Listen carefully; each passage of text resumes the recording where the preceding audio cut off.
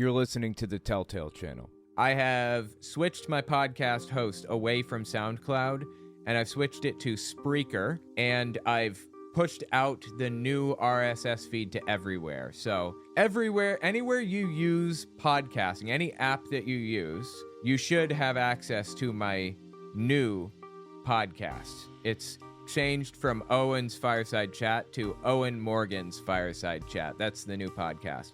Has all of my new episodes, and it has the old episodes too, but I'm losing all of my analytics, sadly. I don't have any reviews or anything, so I'd appreciate if you guys review my podcast when you listen to it, like the audio podcast. That'd mean a lot to me. But yeah, all of the old content is still available on the new podcast, and that's where I'm going to be uploading new stuff. Because Spreaker has like an audio ad feature or something like that, and it has like way better storage and things like that. So anyway, yeah, give that a look. It's on Audible, Castbox, Apple Podcasts, and everything. Spotify, I'm on Spotify. Just make sure you get the right one. It's Owen Morgan's Fireside Chat. In this podcast, Dolly Parton is being attacked by MAGA right now. Why, I hear you ask?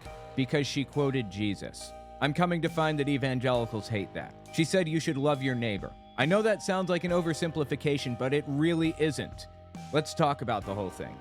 The MAGA cult just released a new song about Donald Trump. It's titled The Chosen One by Natasha Owens. Very well produced. It's a country song.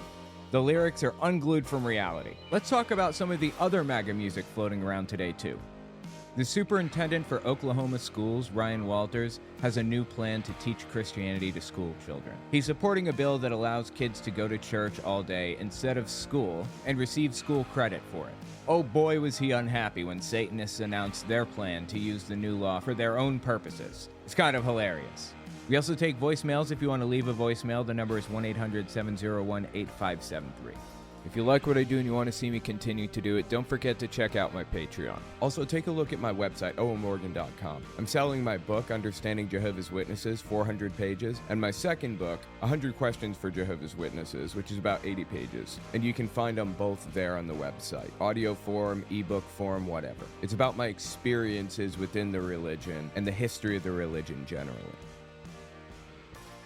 Watched a video on X of the Nevada GOP chair proclaiming they were there at the Trump rally today to worship Trump, and then the crowd cheers. Insane. Do you mind pulling it up? Yeah, let me see if I can find that. What more could be said than thank God we're here in Sunset Park to worship and bring back the greatest president we've ever known in our generation. Well, that's fascinating. So I guess this is a video from a Trump rally in Nevada, and I think it's a Nevada Republican chair, I guess, who gave a speech leading up to, or whatever, Donald Trump's appearance. And he said, we're here to worship and, what was it? And bring back the greatest president. To worship and bring back the best president we've ever known. To worship and bring back the greatest president we've ever known in our... See, this is a dog whistle right here. This is like the definition of a dog whistle. The people who know. And the people who don't think anything of it. There's plausible deniability here. There's an argument that what he meant is they're there to worship God and to bring back the best president they've ever known. Like the two disconnected thoughts, but the people who actually worship Trump, which they're out there. I mean, really, they really are. It's a theology, a complex, winding belief that basically ends with Donald Trump is fulfilling the role that Jesus was expected to fulfill when he came back a second time. But Jesus outsourced it or something, I guess. Did a contract deal with Trump to do Jesus' job for him. So this guy's dog whistling to those people who genuinely do really worship Donald Trump and keeping a layer of plausible deniability there. That's what politicians do. That's what they're all about. It's absolutely disgusting, man. Absolutely disgusting. Did you guys see this thing with Donald Trump where he's being interviewed and they asked how he prays? This is, by the way, I think it's from like, it's early June 2024. I think it's like June 8th, 2024. What's your relationship with God like, and how do you pray? That's Sharon from Alabama. Okay, so I think it's good. I do very well with the evangelicals. I love the evangelicals. And I have... Bro, you were asked how you pray, okay? When Jesus said how he prays, he said you should pray like this. Our Father who is in heaven, hallowed be thy name, thy kingdom come as it is. Blah, blah, blah, blah. How do you pray? Why is he doing this? Are you serious? What the hell is happening right now? He's not even trying. What's he talking about right now? The reason he's doing this is because he doesn't pray. But the even stranger, interesting, and disturbing thing about this is the fact that he got the question in the first place. People view Donald Trump as a messiah.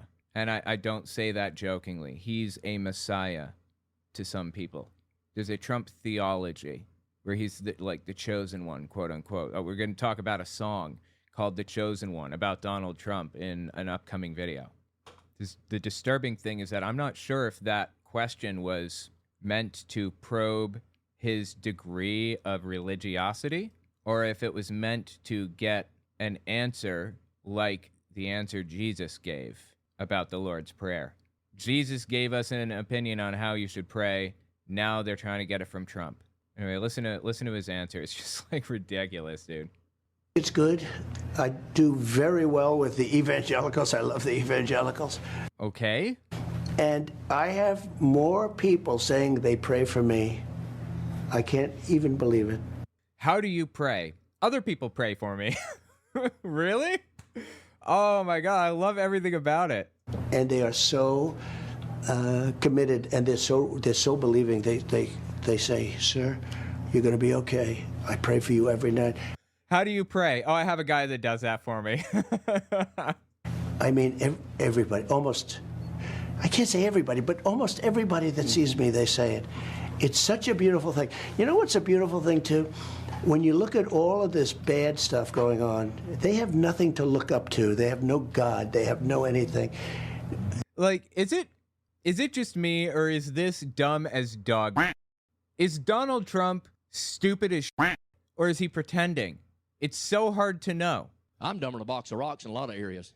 As Greg Locke says, or my buddy Shane Vaughn. I've lived for the Lord my whole life, and I was dumb as a box of rocks and didn't know it. Thank you, Shane and Greg. I appreciate it. Succinctly put, perfectly encapsulates the view that I have about Donald Trump, unless he's like pretending. Is this real or is this fake?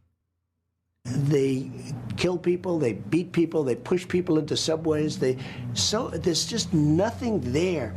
Religion is such a great thing. It keeps you, there's something to be good about.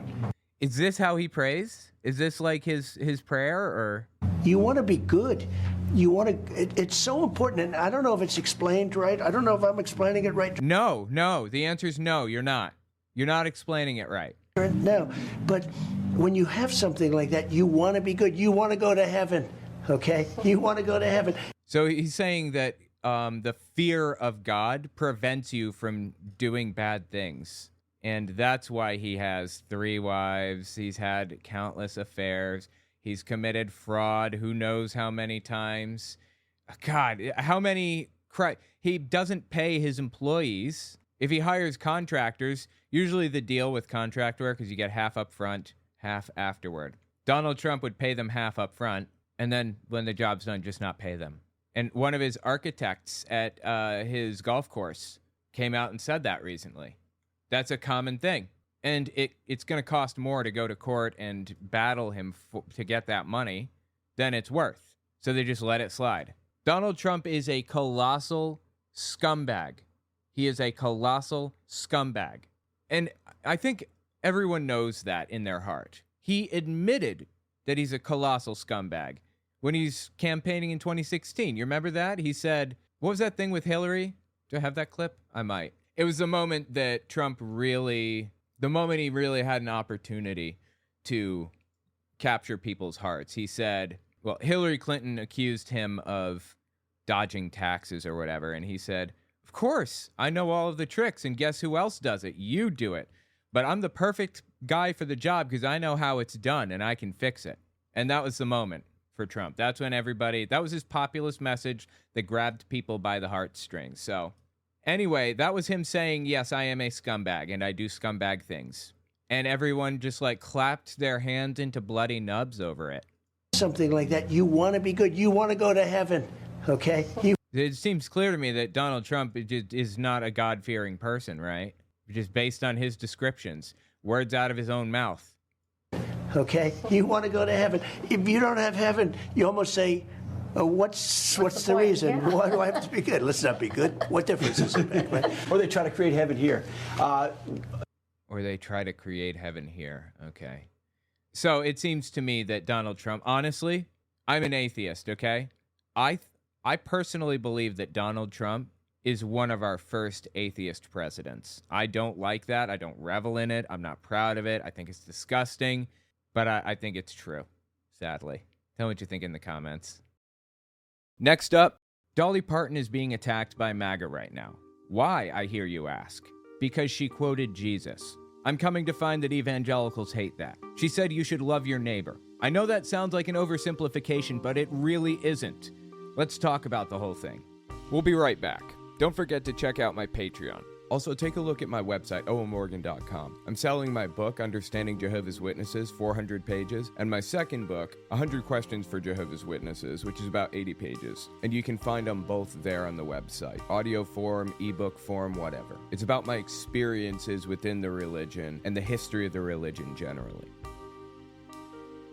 This is Dolly Parton. I'm sure there are very few people who don't know who she is. She is being attacked right now by Trump supporters, by the MAGA, extremists types of people. And I'm eating this up, man. This is absolutely fascinating. They're trying to cancel her right now. Seriously, MAGA is trying to cancel Dolly Parton and failing miserably, of course. So let me talk about why they're trying to cancel her. We'll read the whole article. We'll talk about the whole thing, okay? And look at some old clips from her 2016 comments on Trump and stuff. First and foremost, the article that really came out railing against Dolly Parton was on The Federalist, which is a far-right propaganda network. It isn't even a news network. It's just like a propaganda website. That's it. And I want to read that article. But they based the article on this 2016 appearance that she made on Larry King Live. This is August 29th, 2016. Just listen to what she had to say here. Didn't you recently, though, throw support to the LGBT community? Oh, I'm always encouraged. I'm not encouraged. They've made me the poster child, I think, only because I'm so outspoken as far as just being accepting of people in general. I do not believe that we should criticize and judge other people. I think we should be accepting and loving. We are all God's children. We are who we are, and we should be allowed to be who we are. Did any of the faith-based communities that deeply believe the other way take umbrage with you? Oh, absolutely. They did? Oh, yes. I get it all the time. I keep saying, well, if you're the fine Christian that you think you are, why are you judging people? Why are you, that's God's job. We're not God. We're not judges. And it explicitly, word for word, said, do not judge others in the Bible. That's what it says. I don't know how people get around this. Her whole basis for this is love your neighbor as yourself. That's what it's about. Love your neighbor as yourself. And if there's one thing evangelicals hate more than anything, it's when people quote Jesus. I'll show you what I mean in a second. Just keep listening here. We're supposed to love one another. We're supposed to not judge, and we're not supposed to take vengeance on other people. That's God's job. So I got too much to do of my own, try to do God's work too. I mean, not to to get into trying to do all that. So, yeah, I suffer for everything I do. I'm not out to make any, I just think that we should be more loving, more caring. We are who we are. If you're gay, you're gay. If you're straight, you're straight. And you should be allowed to be, how you are and who you are. I appreciate that very much. LGBT ally seems like, right? But Dolly Parton is interesting in that she has, since the start of her career, how old is she? She's got to be in her late 70s, early 80s now, right? She's been in show business, in the music industry for 50 years at least. Her first hit song was Joshua in 1971, which led to 3 more number 1 songs in 74. Jolene, Love is Like a Butterfly, and I Will Always Love You. So anyway, she's been doing this for 50 years, basically. And throughout those 50 years, she has expertly avoided any drama. All she does is say, I love everybody. I want everybody as fans. Everybody can appreciate my music, and I'm not going to tell this group or that group to go stick it up their backside, if you will. I'm not going to do that. And I appreciate the hell out of that, you know? But people keep trying to force it out of her. So what is her response? Her response is, Jesus said to love everybody. Love your neighbor as yourself. Full stop. He didn't qualify that with anything. And that's what she does. Oh, yeah, and she talks about Jesus constantly. It's like nonstop. She even wrote a new song not too long ago called Don't Make Me Come Down There. We'll listen to that in a second. It was just from last year, 2023, I think. And the far right, latched onto it hard to say that, oh, look, she's a MAGA supporter after all, so on and so forth. Anyway, let me show you the mindset of the people that are criticizing her right now, okay? This is not related to Dolly Parton, but on the left here, this is Dusty Devers. He's an Oklahoma state senator and a pastor, and he's about to tell us about this new type of propaganda that's been spreading, and it's pervasive, and it needs to stop, okay? This one is from April 9th, 2024. When we saw churches closing for long periods. Talking about when COVID happened. We saw people, with this love your neighbor propaganda. Love your neighbor propaganda, he says. Love your neighbor propaganda. I'm sorry. I will never get tired of this clip. Never. Buckle up, because we're going to be listening to this clip till the end of time. Love your neighbor propaganda, he says. He's quoting Jesus. How does it get more absurd? Is it possible? Anyway, I love everything about it, man. Oh, it just cracks me up. So that's the complaint, honestly. It feels like an oversimplification, right? It's not. They're complaining that she's spreading love your neighbor propaganda. Oh my God, dude. This whole clip it's a little bit longer. We're not going to hit the whole thing, but Dolly Parton intentionally and specifically avoids politics at all costs. She just wants to express her moral views, which does not necessitate getting involved with politics or whatever. Her moral view is love everybody. Everybody, including Trump supporters, including Biden supporters, including gay people, including straight people, white people, black people, pink and polka dot purple people. It doesn't matter who or what you are. She was instructed by Jesus to love and respect everyone, and she will. Listen to what she had to say here. This is 2016. I think that this is after Trump won the nomination. So before he won the presidency, he was running against Hillary Clinton, and it hadn't happened yet. This is from August 26th, 2016. So it was only it was November when voting happened. So 3 months before voting took place, 2.5, 3 months. With your schedule, what do you think is crazier, your life or that of the presidential campaign? I'd say they're about the same, about as nuts. I'm more comfortable with mine.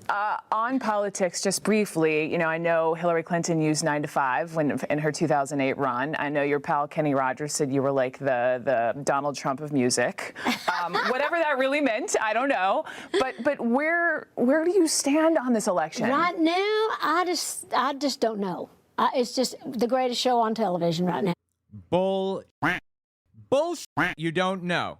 You know exactly how you're going to vote, Dolly. And I honestly, most other people probably know how she's going to vote too. She's always been about loving everyone, period. There's one party that stands up for loving everyone. And there's another party that stands for demonizing people of any specific demographic and hating them and marginalizing them and making them feel like they're not as valuable as a human being. I wonder who she voted for. She certainly voted, I'm sure of that.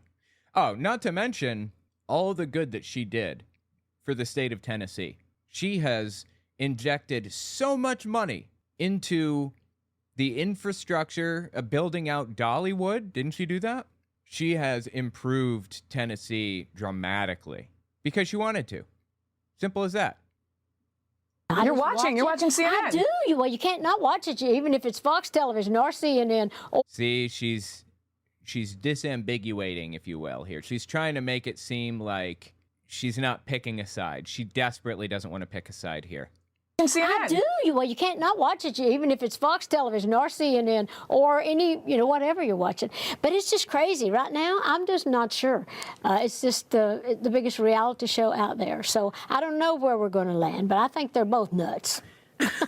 There you go. I guess both candidates are nuts. So the point is she desperately avoids political talk at all costs because she doesn't want to get pushed into that corner, but she will love everybody. And I guess that's where people draw the line. No loving everybody. It's love your neighbor propaganda. This is the Federalist article about it. There's nothing loving about Dolly Parton's false gospel. She literally said, love everybody. How is that not loving? All right, let's read it. This is written June 6, 2024 by Erica Anderson. Dolly's right that all should be treated with love and kindness, but when we refuse to label sin as sin, we're doing more harm than good. They do not, Erica Anderson, the writer, does not agree with this sentiment, does not agree that everyone should be treated with love and kindness. No, she does not accept that because that's literally all Dolly is doing. That is it. 50 years after her original rise to stardom, Dolly Parton has released her highest charting album and is more beloved than ever before. Initially known for her songwriting skills and beauty, Parton has entered her golden years as a secular American saint. A secular American saint? Like religion-free American saint? What? What are they talking about? She just released a song called Don't Make Me Come Down There. I don't know if you guys heard this song. Just listen to a second or two of this. And please, don't copyright strike me, Dolly. I'm begging you. Please don't do it. Last night I had a dream about God. He was standing on a mountain top, looking down around in such dismay. And in my dream I heard him say, don't make me have to come down there. My children, you had best beware. If you don't pay attention, consequences will be dire. Don't make me have to come down there. I've told you time and time. All right, so that's the chorus. I'll just stop it there for a second. The point is that this came out in 2023. This is like her brand new album, to my knowledge. She is a religious nutcase, like hard religious nutcase. And in the song, she goes on to, like, I was trying to pick out parts of it to determine, like, is she falling down like a right-wing rabbit hole, or is she saying that, like, people on the right need to study the Bible more? And it's so hard to tell because there's reason to think both. She puts things in the song that make me think that she's ashamed of both what the right and the left, or what supposed religious people and non-religious people are doing. But, that seems intentional to me. She doesn't want to isolate anybody, but she wants to talk about God. What is secular about that? We'll listen to the rest of that song in a second. Just bear with me. So, this article calls her a secular American saint. In a world where division is the default, she collects fans of every political stripe, refusing to denigrate anyone, and regularly proclaims, I love everybody, when asked how she does it. This response is usually seen as a nod toward the LGBT alliance during interviews, with media folks forever fixated on this particular group. I mean, I love everybody is a standard refrain because that's literally like words out of Jesus' mouth. That is what he instructed his people to do. Love everybody. And it is the exact opposite of what the evangelical voting bloc is doing. They have built an entire political movement around hating certain groups of people, particularly the LGBT community. So saying I love everybody is not media folks forever fixated on that group. It's a direct result of what evangelical extremists are doing. But whatever.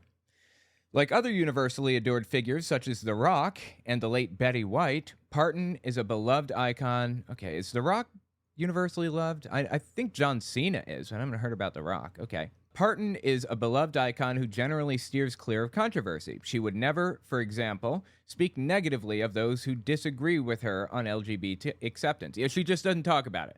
She just says, I love everybody, and I love God even more than that, and I'm going to talk about both, loving everyone and loving God. All of that neutrality might be fine if she didn't consistently pivot to her faith as the reason for the love is love talking points.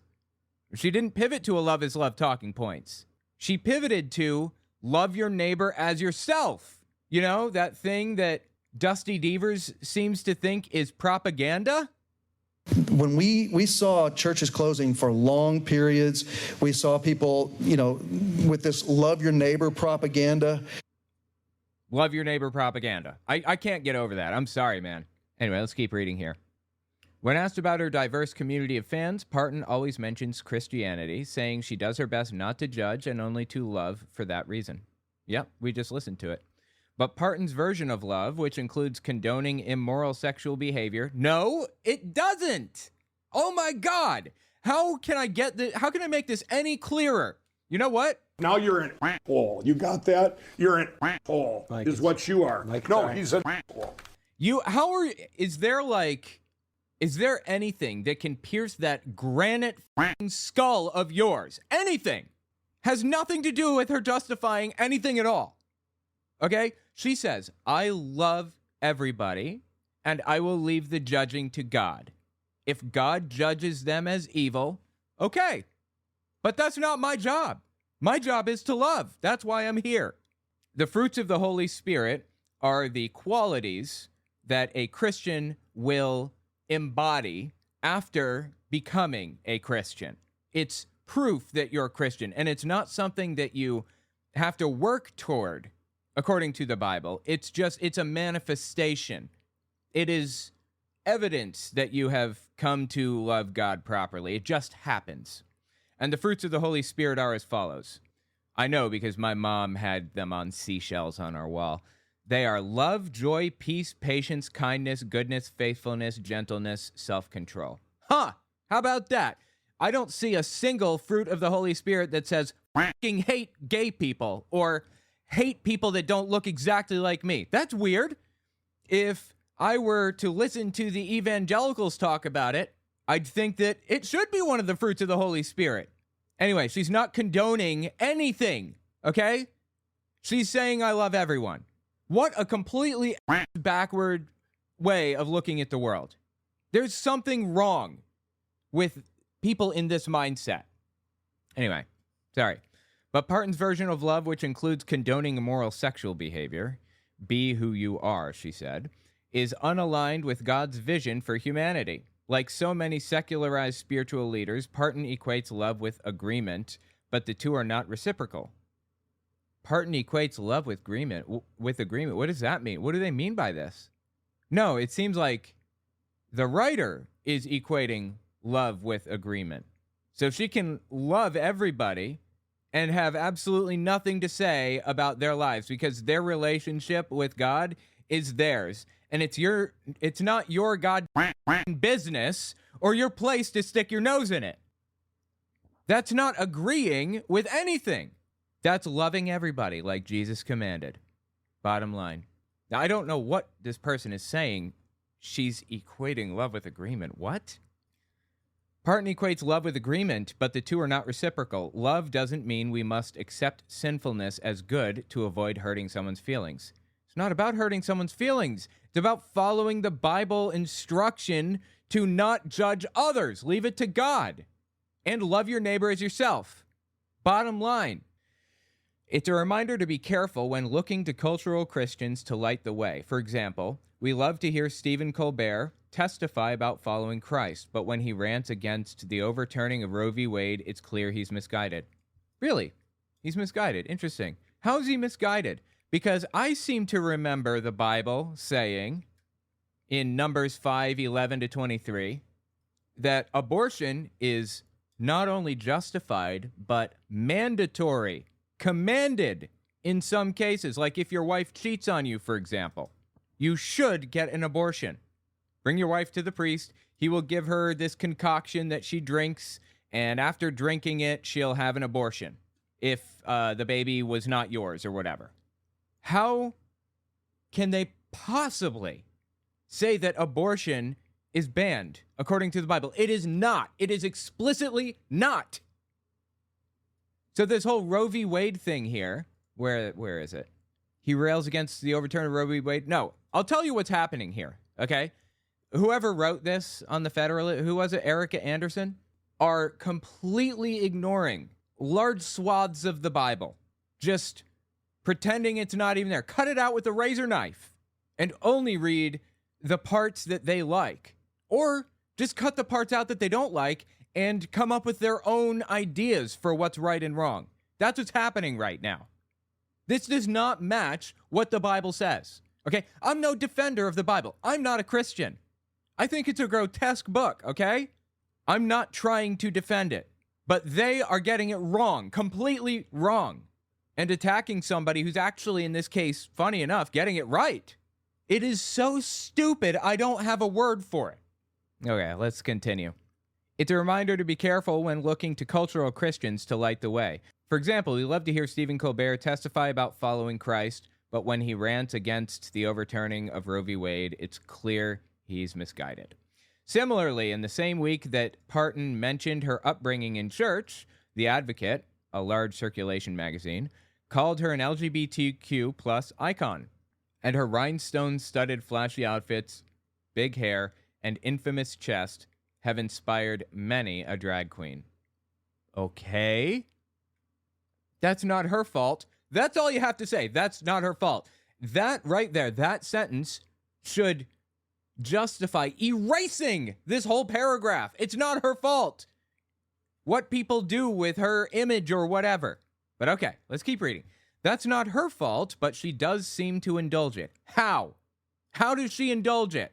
In what way specifically? Can you name something? All she says is, love your neighbor as yourself, and God will judge. That's it. I don't even think she's that good of an ally. Honestly, she's okay, I guess. Oh, that's really nice of her to say, I love everybody. Great. But she's not out there testifying in front of Congress and donating to the ACLU or the Trevor Project or whatever other thing. She's simply giving the most vanilla approval in the sense that she doesn't want to hate anybody. That's it. And these people are trying to cancel her over it. Get a grip on reality, people. Seriously. What is wrong with you? How did you get there? Where's your head? You say things in a way that includes everybody else, Drew Barrymore told Parton on her talk show. These buzzwords, inclusion, acceptance, love, usually mean only one thing to leftists. Inclusion, acceptance, and love? That's what they mean to me. But Dolly is the rare character who extends that meaning to others as well, namely conservatives. Okay, I'm not tied down by the love everybody thing. By and large, I do love everybody. In fact, I can't think of a single situation in which I don't love everybody, every single person. And that's not a biblical value. That's just an Owen value. Even Trump. I don't wish death on anybody. Not one single human being on earth. Instead of wishing death on them, I wish they would get their shit together and be decent people. Like, look at Kim Jong-un. I wish he'd get his shit together and not be a piece of trash anymore. That, in my ideal world, he would just free North Korea, and they'd have a democracy, and they just all live their lives like usual. And sanctions would be lifted, and everybody would be happy. I don't want anyone to die. Pressed to condemn former President Trump recently, she refused, saying, I have a lot of fans out there, and I don't want to offend anybody. Great. That's fine with me. She doesn't want to step into the political realm. I'm fine with that. If a person doesn't want to step into the political realm, they should not be forced to. Barron Trump tried to kind of step into the political realm recently by becoming a Florida Republican elector, but Melania killed that deal before it started. She said, no, he's not getting into politics. And you know what? I haven't criticized him for anything so far. Haven't even mentioned his name outside of saying I'm not going to criticize him. If people don't want to be in the public eye and they're not like actively doing damage to the people around them or to minority groups, okay. That's how it is. Dolly Parton doesn't want to condemn Trump or condemn Biden or condemn whoever. Fine. Let her live her life. That's my position on it. I would love to see her take a stand on political issues, but I'm not, pushing her to. Parton often defaults to humility as her reason for staying out of politics and partisanship. I'm not a good enough person or a good enough Christian to judge and criticize other people, she told Barrymore. This, however, is her get-out-of-jail-free card. So she says she doesn't want to talk about something, and you're calling it a get-out-of-jail-free card? Think about this, okay? This is an interesting point that I want to talk about later, too. I and Erica Anderson, the writer of this article, have similar complaints, basically, right? My complaint would be, ostensibly, that Dolly Parton is not taking a hard, open stance in defense of minority groups. And she's not taking a hard stance against hate and vindictiveness and Donald Trump and all that. Erica Anderson's stance is she's not condemning being gay. We have those two positions, except I don't really hold that position. I'm on the opposite end of the spectrum from Erica Anderson. I don't care if she gets involved in politics. Live your life. Do your thing. None of my business. If you don't want to push your nose into a situation, you don't have to. And you know what happens when celebrities talk about political topics and the far right doesn't like what they say? Laura Ingraham, for example, on Fox News says things like, shut up and dribble. Shut up and sing. Stop talking about it. You don't know anything about it. You're not smart enough. You're just a stupid celebrity. You just lucked into your position, so on and so forth. If people want to express themselves, they can express themselves however they want. That's free speech, baby. That's what it's all about. The point that I'm trying to make here is that we hold similar positions, but have completely different answers, completely different tactics for solving or viewing the situation, right? That's what really makes us different. Somebody on the right who would be kind of like a mirror image of me, I would say that they'd view this the same way. Okay, Dolly Parton wants to live her life, then let her live her life. I don't want to twist her arm and force her into this or that. These people are taking it a step further than that and saying, no, I'm not going to accept that. I want to force her to take a position. And until she does, I'm going to hate her. That's what's happening. This, however, is her get-out-of-jail-free card. Who's going to argue with it? She's not alone in this avoidance tactic. Christians often use the let him who is without sin cast the first stone scripture verse to sidestep addressing sin directly. Did you hear what I just read? One more time, okay? Book of John, Jesus is, I don't remember what it was. Jesus is walking by, saw something happening. This woman was being accused of this thing or something, and they asked Jesus to throw the first stone at her for committing adultery or whatever it was. And he says, why doesn't the first person who hasn't sinned here throw the first stone? Because until you can do it with a clear conscience, until you can do it without admitting that you also deserve to be in her place, then don't do it at all until then. That was the point. That was a message from Jesus, right? Actually, that story never happened. That's a later addition to the Bible. The book of John was added way, way, way later, but that specific story, that's not real, but that's neither here nor there. That's part of the canon, right? This article, this writer, Erica Anderson, unironically just said, this is an avoidance tactic. Christians often use the "let him who is without sin cast the first stone" scripture verse to sidestep addressing sin directly. That's an avoidance tactic. Are you kidding? That's literally what Jesus said. I reiterate, quoting Jesus, evangelicals can't stand it when you quote Jesus, apparently. This is absolutely mind-blowingly ridiculous to me. Parton does exactly the same thing here. Even Christian singer Lauren Daigle has gotten caught in the trap saying, "I'm not God," when asked if homosexual behavior was a sin. There you go. You don't want to take a stand on it. Fine, don't. 50 Cent has not taken a stand on political issues up until very recently, and he hasn't even really taken a stand on political issues. I don't know. Hell, has Snoop Dogg taken a stand on political issues? I don't know. I don't need everybody in my life to take a stand on political issues. And the fact that you do need that means maybe you need to just back up a little bit from politics. Life isn't all about politics. To be sure, the culture is on a constant witch hunt for those who will call homosexuality sinful. Really, it's on a witch hunt. It seems to me that this person is the one hunting witches, looking for somebody to crucify. They're literally trying to cancel Dolly Parton right now over this. What witch hunt? I understand waiting to avoid the avalanche of criticism, but calling sin out by name isn't judgment, it's adhering to Scripture. If they actually read the verses involved in this, they would come to find that the Bible, it's a lot more nuanced than they're laying out here.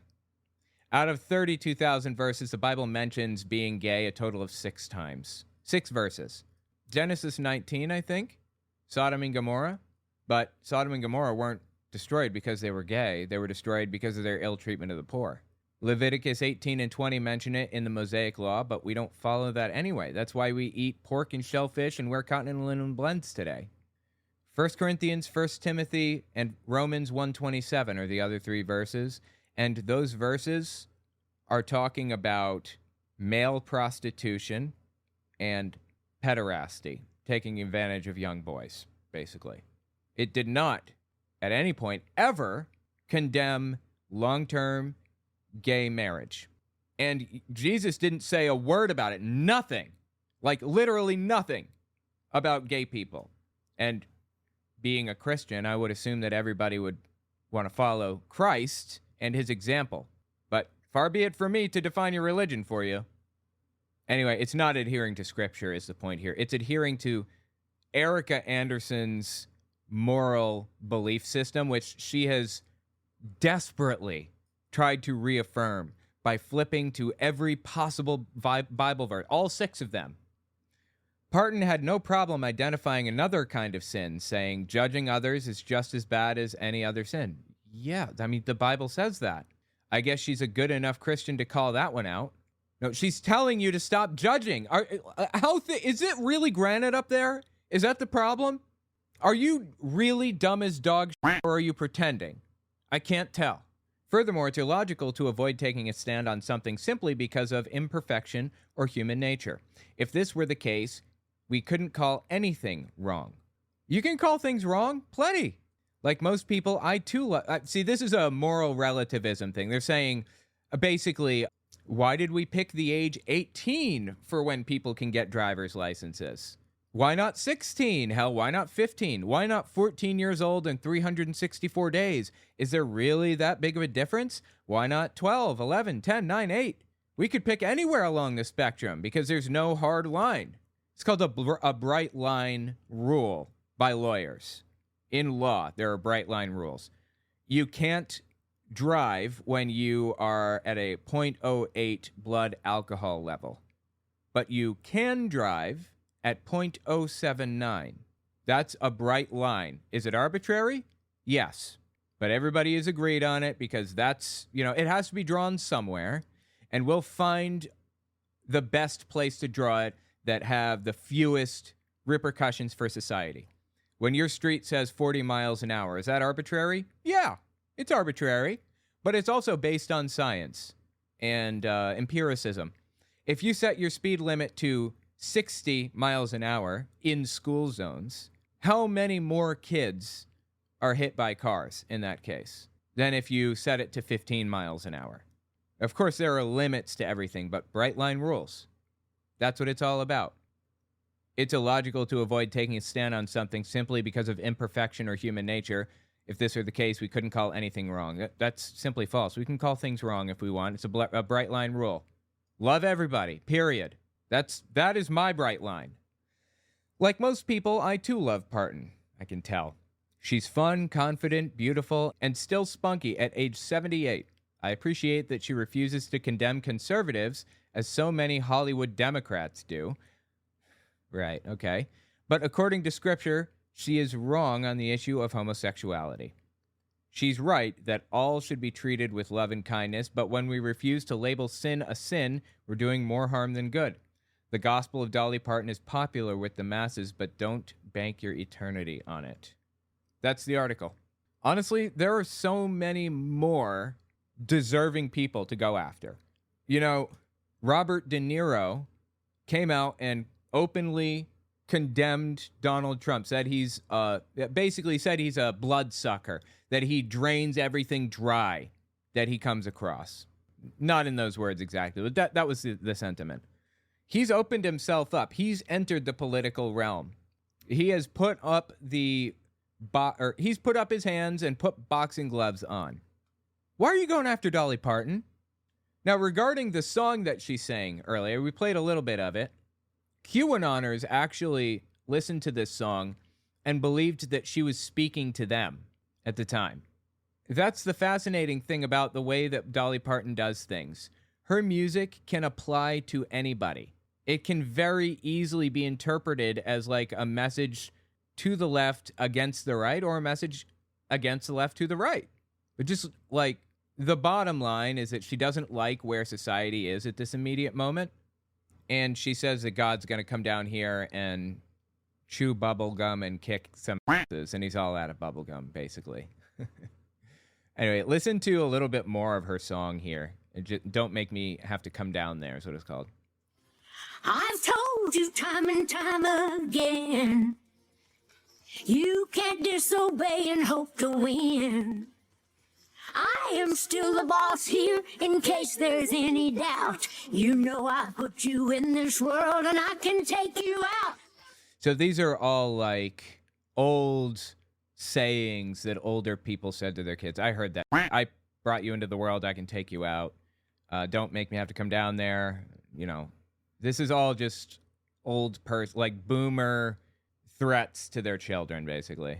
Don't make me have to come down there. You've always been my cross to bear. I let you try my patience, as all good fathers do. You're on my last nerve, I have had it up to here with you. I gave you a book, you didn't read it. That one right there, I gave you a book, you didn't read it. That makes me wonder if she's talking about atheists, or if she's talking about like, I don't know, what's the word for it? Fair weather Christians, or like Easter Sunday Christians, the people that only come on holidays to church. I'm wondering if that's who she's referring to here, and she's praising like the evangelical voting bloc. That was my impression. I don't know. I gave you my word, you didn't heed it. Gave you a map, you said you didn't need it. And now you've lost direction and you're wandering aimlessly. Don't let me have to come down there. Don't be. This is not a game of truth or dare. Don't be. Now I don't want to punish you, but if it has to be, this is gonna hurt you more than it hurts me. Yeah, these are all boomer threat tropes to their children. This is gonna hurt you more than it hurts me. Actually, the saying is, it's gonna hurt me more than it hurts you. But she flipped it. Anyway, I heard that too. We have to come down there, bridge this great divide and make repairs. Go to your room and pray till you can learn to play fair. Don't make me have to come down there. Go to your room and pray until you learn how to play fair. Interesting. Politics, earthquakes, erratic weather, pandemics, war, and hate. Still you'd rather. So she said politics and erratic weather, and what was that? Politics, earthquakes, erratic weather, pandemics, war, and hate. Still you'd rather. Something hate, right? Foreign hate? I'm not sure. When somebody condemns hate, that automatically makes them the enemy of MAGA. Because that's like what MAGA is made up of. Just hate. That's what like makes it run. That is its fuel. Hate. Still you'd rather turn a deaf ear, a blind eye. I am wondering whether I should take my Bible belt and whip you into shape. Don't make me have to come down there. I should take my Bible belt, whip you into shape. Oh my God. Don't make me. My children, you had best beware. Don't make me. Clean up this mess and put on something decent to wear. Don't make me have to come down there. Don't make me have to down. Make me have to. Make me have to come down there. My children, you had best beware. Don't make me. Why can't you learn to listen and learn to love and share? Don't make me have to come down there. Yeah, anyway, that's basically the end of the song. You get the idea. She just does a little falsetto thing or whatever here. Don't make me have to come down there. Yeah, that's the point. So that was lauded by QAnoners at the time. Johnny Enlow specifically is who I'm thinking of. He said that this is a message from God, that she was delivering God's message to the people, and that she was actually on their side, on the QAnon side. I don't know, honestly. I don't know. But you know what? I like that. I like that I don't fully know where she stands. That's valuable to me. I would rather her just disambiguate, just be who she is, sing her music. You want to be Christian? Be a Christian. Sing about Christianity all you want. Sing about God or whatever. And live your life, and that's it. You have no obligation to force your way into politics like MAGA seems to insist that you do, you know? Anyway, I found another example of her kind of discussing politics. And earlier in the article, it said something like Donald Trump. She refused to condemn Donald Trump. I think that this is what they were talking about. I had a lot of trouble finding anything about it. But listen to this. This one is from 4 months after she released that song.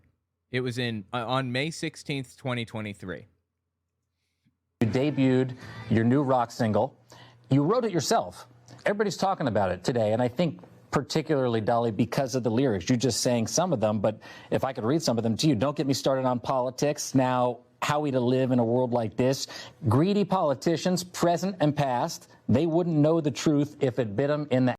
That's true, ain't it? Yeah, that might have been a different song from the album. I'm not sure. That's true, ain't it? What politicians you talking about? All of them. Any of them. I don't think any of them are trying hard enough. I'm sure we're all trying, but That's super interesting. I'm sure they're all trying, but they need to try harder. She is an expert at not shoving her nose into places that are going to get it bit off, if you will. Right? Which I'm totally for. I understand. I don't view her fully as like a left-wing ally, somebody who's going to try to take down Donald Trump. I don't view Taylor Swift that way either. Much to Republicans' dismay or whatever, Taylor Swift is like not a left-winger for all intents and purposes. She just tells people to vote.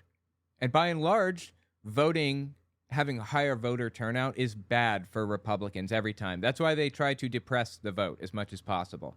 The fewer votes come in, the more likely it is that Republicans are going to win. Anyway, I can appreciate what she's doing here. Absolutely. Trying hard enough. I'm sure we're all trying, but I just really think that I think often that they worry more about the party than they do about the people. If we just do what we felt was the right thing, rather than who's going to lose or who's going to win this or who's going to look better if they do this, rather than working from the heart.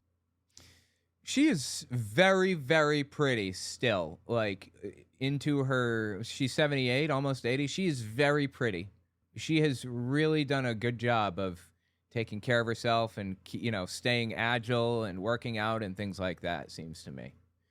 Anyway, that's Dolly Parton. That's her little run-in with MAGA and why they're, like, coming at her. And it's just absurd. Get a life, people. She doesn't want to get involved in politics. She wants to stay on the fringes and have fans from all stripes. She wants to love everybody. That includes your stupid. And if she's going to love your stupid, then she's going to love gay people too. She loves everybody. That's simple. They're trying to force an answer from her. And it's just sad. Tell me what you think about it in the comments. Next up, the MAGA cult just released a new song about Donald Trump. It's titled The Chosen One by Natasha Owens. Very well produced. It's a country song. The lyrics are unglued from reality. Let's talk about some of the other MAGA music floating around today too. We'll be right back. Don't forget to check out my Patreon. Also, take a look at my website, owenmorgan.com. I'm selling my book, Understanding Jehovah's Witnesses, 400 pages, and my second book, 100 Questions for Jehovah's Witnesses, which is about 80 pages. And you can find them both there on the website. Audio form, ebook form, whatever. It's about my experiences within the religion and the history of the religion generally. There is a weird amount of Trump music floating around.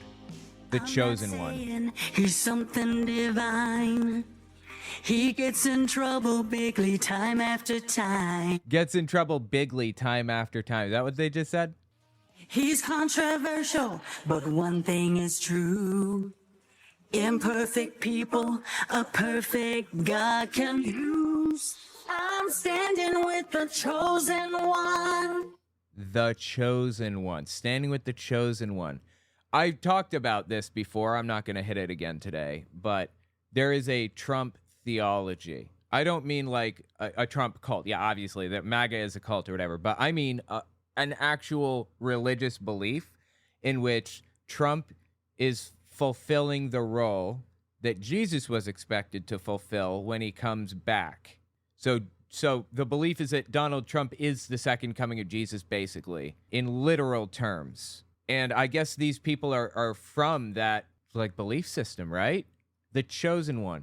The production quality on this video, on this song, is out of this world. I'm standing with the Chosen One. I am the Chosen One. Ain't no stopping what the Lord's begun. He's only human like you and me, just a chosen one. Oh my God. You remember this scene right here with the Bible? You know, where he shot tear gas into the streets, or he had his people do it for him so that he could clear protesters away and walk to a nearby church that didn't even fucking like him. The pastor at the church said that was really grotesque what he just did to all those people who didn't do shit to anybody, violated their right to free speech. He showed up there and held a Bible up. People said the Bible was upside down. Actually, it wasn't, it turns out. It was not upside down. That was just a, kind of an urban legend or whatever. But it's still disgusting. I honestly think Trump is like our first atheist president. I'm not proud of that. I don't like that. I just think it's a fact. That's all. I mean, I'm an atheist. I don't want his stupid identifying with me. I just don't believe for a split second that he is religious to any degree, especially after he was asked, how do you pray? What's your relationship with God like, and how do you pray? That's Sharon from Alabama. Okay, so I think it's good. I do very well with the evangelicals. You think what's good? I love the evangelicals. And I have more people saying they pray for me. Oh, he doesn't have to pray because people are doing it. He has a guy that does that for him. Really? It's just like, how can you possibly? This isn't just a matter of, well, everybody's imperfect. You know, we've all got our flaws we're working on. No, that's not what this is. This guy, as far as I can tell, is an atheist. I don't believe that he buys any of this. And when asked how he prays, he says he has a guy do it for him. When asked what his favorite Bible verse is, he says, I like all of them. That's very personal. I don't want to say. When asked if he's a New Testament or an Old Testament man, that's a good question. Like, are you fire and brimstone, you know, death penalty for disrespecting your children, blah, blah, blah? Or are you New Testament, peace and love, take care of the poor, so on and so forth? When asked, are you Old Testament or New Testament, he says, both equally. I like them both equally. What? Nobody likes them both equally. They're completely different books. They're different world philosophies. You can't love both war and peace simultaneously like that. It is so stupid. It is so stupid. Anyway, keep listening to this song, The Chosen One, by Natasha Owens. My God. I hope she doesn't give me a copyright strike. You and me, just a chosen one. Somebody had to do it. The chosen one.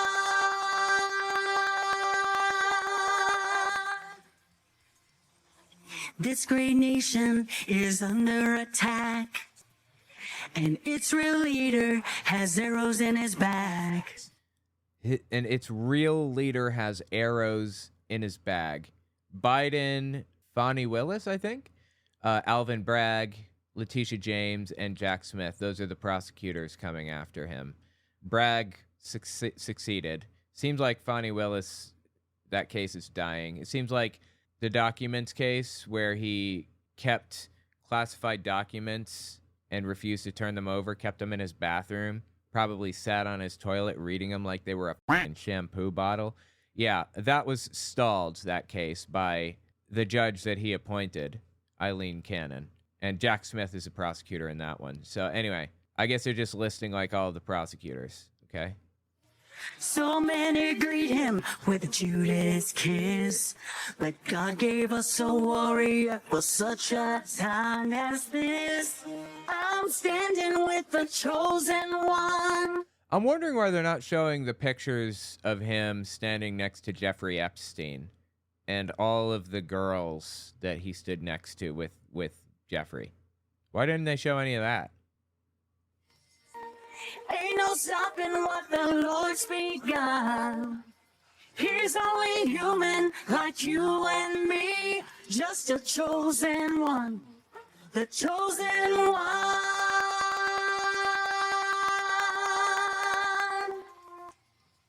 Brothers and sisters, lay down your stones. There's only one God and he's still on the throne.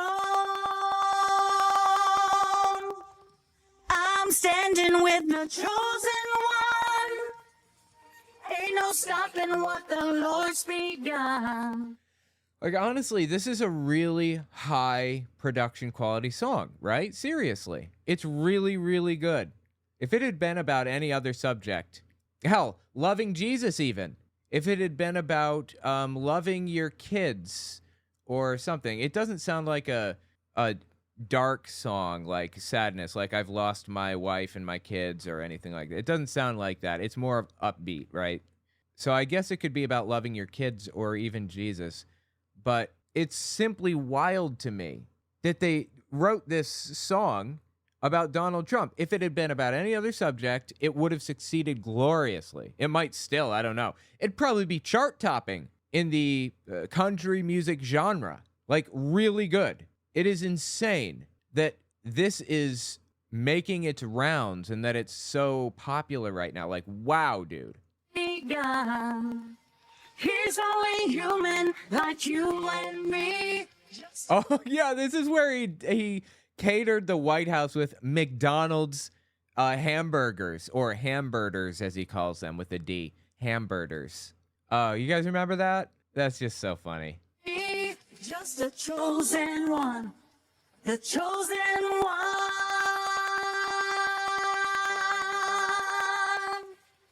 He stands for me, he stands for you.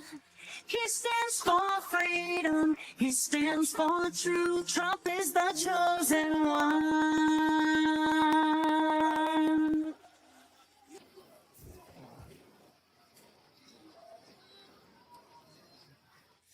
Yeah, so that's the song, The Chosen One. Jesus Christ on a cracker, people. Get a grip on reality. Get a grip on reality, okay? This scene is from when he was, I believe, originally arrested in New York City. I don't remember exactly. Ugh, God, it's just disgusting, dude. It is disgusting. I'm so disappointed that we ended up with Donald Trump as our president. What a colossal scumbag. Also, Melania Trump is stuck in here in a few places, I suppose. Where is she right now, I wonder? Why wasn't she at the courthouse with Donald Trump, supporting her husband? Weird, huh? Well, I guess the trial was about whether he slept with a star, so there's that, I suppose, while he was married to Melania. My God, dude. Get help, people. Okay, this isn't even the only MAGA song, though. It gets crazier, okay? I've talked about some of these other MAGA nutcases in this other MAGA music before, but it's worth giving it a revisit, right? This is Jimmy Levy. Went pretty far in American Idol. I don't remember where he was. It was Hollywood Week. I don't understand how the whole thing works. I've never even seen an episode, but he got really far, and he did some music with really, really famous rappers. XXXTentacion is one of them. That dude was absolutely nuts in his own right. He had some wild views. He died, sadly, a few years ago, but Jimmy Levy was on his, single that released right before his death, and so he kind of shot to the very top of everyone's list after being on that. But listen to this Jimmy Levy guy for a second at this Reawaken America tour, because he's produced a bunch of MAGA music. I got on American Idol, and I went far, went to the end of Hollywood Week, and I Yeah, I don't know what that means. started hanging out more and getting more experiences with how sick these people were in Hollywood. These people are drinking the blood of children. These people are injecting a chemical called adrenochrome that they extract from children that are scared. This No. This is the lie that will never die. Okay, adrenochrome, I've talked about it before. Just in case you're unaware, let me hit it one more time. Just take me a second. Adrenochrome is adrenaline that has had an oxygen molecule attached to it to render the adrenaline inert. So when you get into a stressful situation, say you're jumping out of an airplane, you're skydiving, and adrenaline is pumping through your body. To calm you down, to take the adrenaline out of the system, oxygen molecules attach. They come off of the hemoglobin, the red blood cells, I think, and they attach to adrenaline to produce adrenochrome. So it's like smoking a cigarette. Adrenaline would be the tobacco, and adrenochrome is the ash, effectively. The claim about, Hillary Clinton and whoever else he said is that the elites like drinking adrenochrome straight from the tap. It has to come straight from the tap, which means you have to scare... Oh, and it's best taken from kids, apparently, in their mind. None of this is true, of course. So you have to scare a kid half to death. Claims that Hillary Clinton cut a kid's face off, put it on her face, like Hannibal Lecter in The Silence of the Lambs, to scare the kid, to get the blood pumping. And when the blood was pumping, she pumped it into a chalice and drank it and got her adrenochrome high. It's just all of it, complete and total nonsense. It's a QAnon conspiracy theory called Frazzle Drip. Huma Abedin, Anthony Weiner's wife, was supposedly involved in all of this too. But it's just garbage from beginning to end. People have tried adrenochrome. It comes in powdered form. It's not hard to obtain for science. It's been studied by scientists for various reasons. It just gives you a headache if you consume it. That's it. Anyway, this whole thing's a conspiracy theory, a QAnon conspiracy. And that's pretty much the only people you hear Frazzle Drip from, QAnon conspiracy theorists. A chemical called adrenochrome that they extract from children that are scared. This is really happening, and this is the most popular chemical used in Hollywood for the youth. It's a fountain of youth, they say. No, No, they say, who's they? No, nobody says that. That's fake. If you want adrenaline, there's a really simple way to get adrenaline without having to cut faces off and stuff. Go skydiving. Just like that, you've got your own adrenaline high. And actually, I believe EpiPens have adrenaline in them. I could be wrong on that.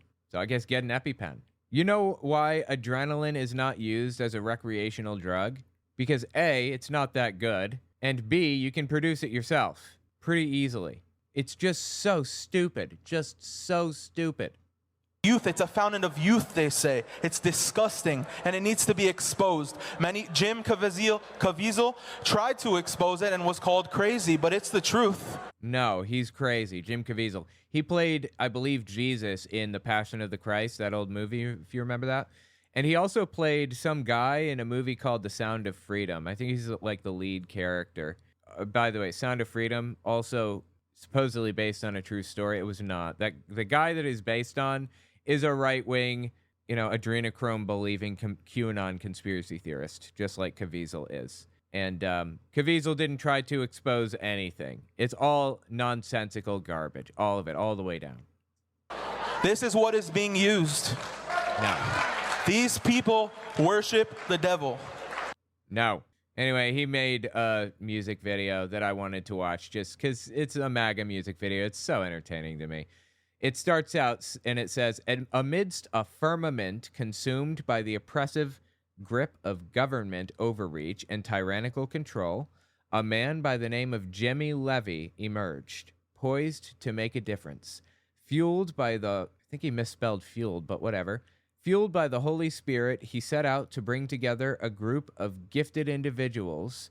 United by a common thread, they poured their souls into recording the timeless and evocative hymn of freedom. Okay? Let's listen. This is Jimmy Levy right here, by the way, on screen.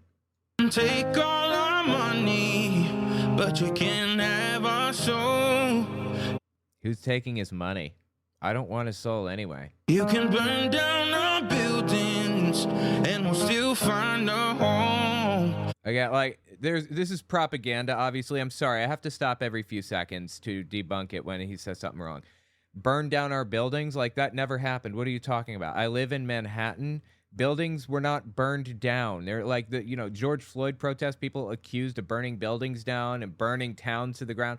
It was fake. It was spread by people who live in rural communities who are 99% Republican nutcases, MAGA crazies, who have never been to New York City in their lives, never seen it before.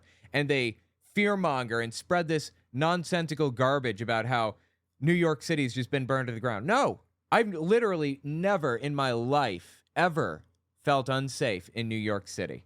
And I've been to some places that are famously dangerous. The highest rate of crime in a subway station is, I believe, 179th Street, Jamaica, Queens, and 125th Street, Harlem. And I've been to both, and I did not feel unsafe at either. I just go about my business, live my life. Yeah, there are people there selling fake watches. Yes, there are people there selling subway passes for less than they're actually worth. I don't know where they got them or whatever. Never been mugged, never been threatened, never nothing. This whole thing is just complete bullshit. It's like Fantasyland where he's the victim 24/7. Our buildings, and we'll still find a home. We will all stick together, and we'll never surrender.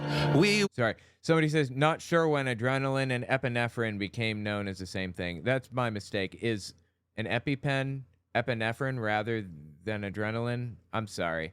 They got known as the same thing probably because of that scene in Pulp Fiction where they stick the needle of adrenaline in that person's chest, so everyone connects EpiPen to adrenaline. That's my mistake. I'll cut that if that's incorrect.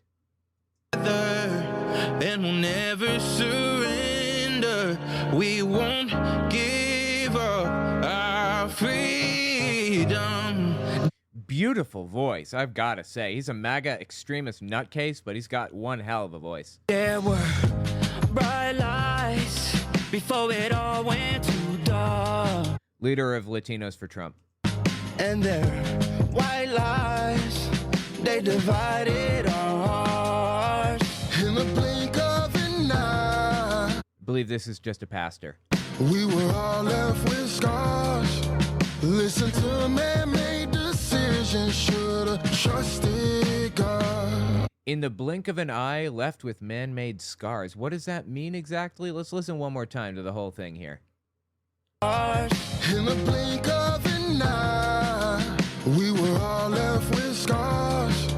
Listen to man-made decisions, should've trusted God. What blink of an eye is he talking about here?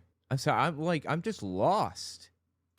You can take all our money, but you can't have our soul. You could burn down our buildings, and we'll still find a home. Again, that's not happening. That never happened. I don't remember who this guy is, but he's some big influencer on the right. This one is one of the singers of the Pussycat Dolls. You remember that band, the Pussycat Dolls? Extremely famous. We will all stick together and we'll never surrender. We won't give up our freedom. You can obviously tell that this is auto-tuned to hell, right? From the shores of California, all the way down to the Keys. That one is Forgiato Blow. He's a MAGA rapper also, and he's actually very talented as a singer. He knows how to put a hook together. He knows how to make a beat. I'm super into rap, as it turns out, yeah. He's really, really good at what he does, surprisingly. And he's close friends with Jimmy Levy. Anyway, they're both MAGA nutcases. Way down to the Keys. Only he will bring us closer when we fall to our knees. I love that dude. That's like my favorite thing ever. Michael Flynn, traitor to the U.S. government, in my opinion, was charged with a crime and pardoned by his friend Donald Trump. Should be in jail. Should have spent the rest of his fucking life in jail. But you know what? Here we are. He's out on the street and singing freedom. Anyway, that's neither here nor there. This criminal, this felon, this piece of trash who sold out the country for $1 has an auto-tuned part in this song. I love the auto-tune. Listen one more time. Dude obviously doesn't know the first thing about singing. Knows nothing about it. Can't even stay on key. Doesn't know what a key is. Unless we're talking coke or something like that. And he gets on stage and he decides to sing. Only he will bring us closer when we fall to our knees. I love how it doesn't even sound realistic. And he'll lift us from the ground so that everyone can see that we never lost our freedom. It's in his glory. God, that's Big Nick. Big Nick is his name. He's a rapper. Really big on TikTok. And on YouTube, millions of subbies on one or both of those platforms. Got famous with David Dobrik, I think. Dobrik famously harassed him and treated him like scared him, made fun of him, you know, all that other stuff. And it was just like, it was shameless and sad. But he got famous from it, so whatever. And now he's like a Christian rapper or whatever. Getting a message here. Adrenaline is the same as epinephrine. The reason why it's different in the U.S. is that adrenaline was already trademarked. Adrenaline is used as a term preferentially in Europe, while epinephrine is used preferentially in the U.S. The EpiPen is pure adrenaline. Well, maybe not 100% pure in the chemical sense, pure in the sense of that's all that it is. Okay. I appreciate that. Didn't realize. Thank you for clarifying that. And he'll lift us from the ground so that everyone can see. Again, auto-tuned to hell, although Big Nick is actually a pretty good singer. That we never lost our freedom, it's in his glory. You can take all our money, but you can't have our soul. You can burn down our buildings, and we'll still find a home. That's Liz Crokin, QAnoner extraordinaire, extremist, about as extreme as it gets. Made all kinds of religious claims about Donald Trump. She's a Trump religious follower, like a Trump theology follower.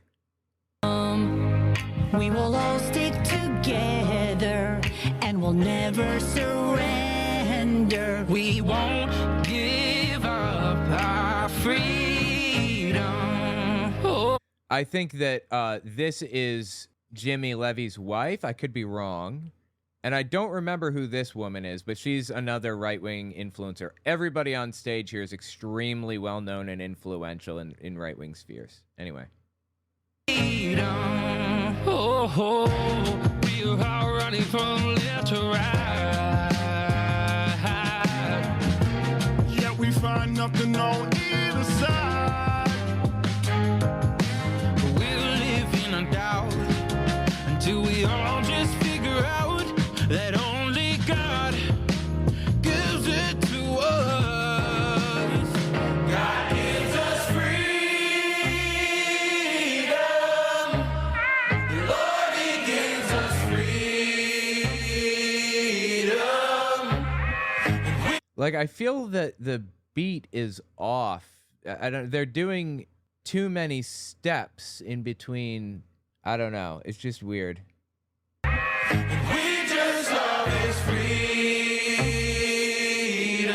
I feel like that should have gone for like one more whole note. No,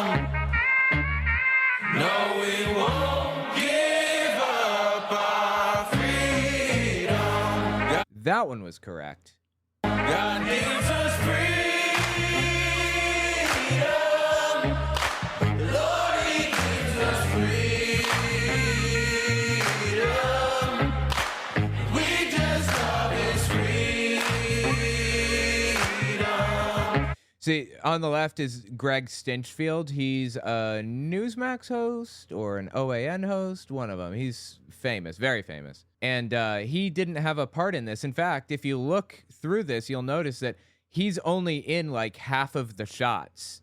I guess he wasn't even here for half the song, and then he popped in later and sat next to Big Nick. The sad thing about this is actually like a really well-produced song. It could be a top-tier song. Especially the singer. Oh my God, Jimmy Levy has an absolutely beautiful singing voice. Flawless. No, we won't give up our freedom. Yeah, anyway, Trump Latinos, Billboard charting duo. Okay, so he wasn't the leader of Latinos for Trump. That's Maria Grazia. This is Trump Latinos, the band, apparently. Okay. Anyway. God, MAGA music is top tier, some of it, but so insane. Oh my God. Like, I don't have much time here, but just like one more thing.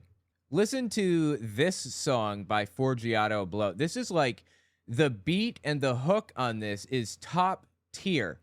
In my opinion, I don't know. Just, it's really, really, really good. And it was wasted on bullshit. In this guy around.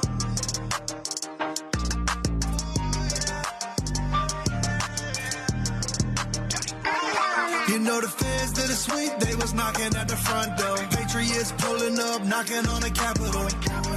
You know the feds did a sweep, whoa. You know the feds did a sweep, whoa. Media painting pictures, playing us like criminals. Owning MAGA music coming out of the stereo. You are criminals. People who showed up at January 6th and rioted are criminals. And they deserve every minute that they spend in jail.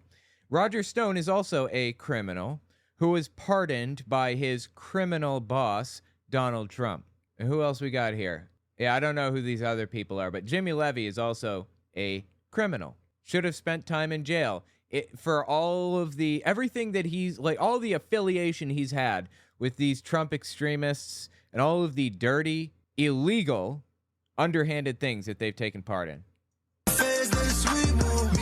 Painting pictures, playing us like criminals. Owning MAGA music coming out of the stereo. Oh yeah. You know the feds did a sweep, whoa. You know the feds did a sweep, whoa. Federal always on my tail. Oh. All the patriots, I wish you well. Oh. You know we went to DC to spread peace. Spread peace. There were more guns on the scene in the Middle East. You went to DC to spread peace on January 6th? That's what you thought you were doing, spreading peace on January 6th? And who brought those guns exactly, specifically? I mean, police, of course, have guns. Every police officer has guns, right? So he's saying that there were more guns in the Middle East, excluding the police, and their guns, who else had guns? Who brought the guns? I wonder. It's a mystery we'll never solve, apparently.